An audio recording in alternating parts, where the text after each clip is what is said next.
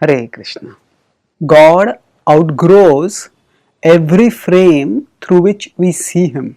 God is infinite, and the very consequence of His infinity is that in His totality He is unknowable to us.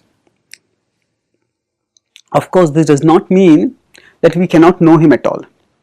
It just means that we need to know the limitations of our knowledge about Him. In the Bhagavad Gita, this point is illustrated when Krishna speaks the essence of his message in 4 verses, which are called the Chatushloki Bhagavad Gita, 10.8, 9, 10, 11. And then after that, in response, Arjuna acknowledges Krishna's supreme position when he says Param Brahma, Param Dhama, Pavitram Paramam Bhavan, Purusham Shashvatam Divyam Adidevam Ajam Vibhum, Ahustvam Rishaya Sarve Devarshi Naradastatha, Asito Devalo Vyasa Swayam Chaiva Bravishime. So he says all these great people have actually declared your divinity, and he declares Krishna's supreme position, and thereafter he states next that Sarvametadhritam manye yanmam vadasi keshava nahite bhagavan vyaktim vidurdevana danavaha. So accept everything that you say, but actually your position cannot be understood even by the devatas or the danavas. And then who can know him? That he mentions in 10.15. Swayamevatmanatmanam vethattam purushottama bhuta bhavana bhutesha deva deva jagatpate. So he says, my Lord, only you can know yourself.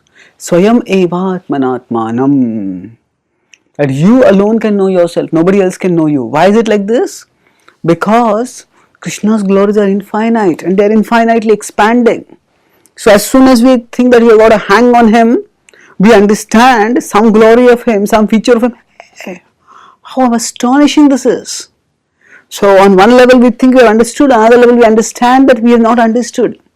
And in this way, enlightenment is an ongoing process. So we never intellectually conquer God. We are intellectually conquered by God. By understanding His greatness, by relishing His greatness, we go deeper and deeper in absorption in His glories. So suppose we have a movie which has a frame to which we see a particular person. And as we are watching the person in the frame, then the person expands and outgrows the frame, and then we zoom out so that we can see that person more, and again that person becomes bigger, and then we expand further and that person becomes bigger. We expand further and the person becomes bigger. So like that, whatever frame of reference we may use to understand God, we should know that God expands beyond that frame of reference.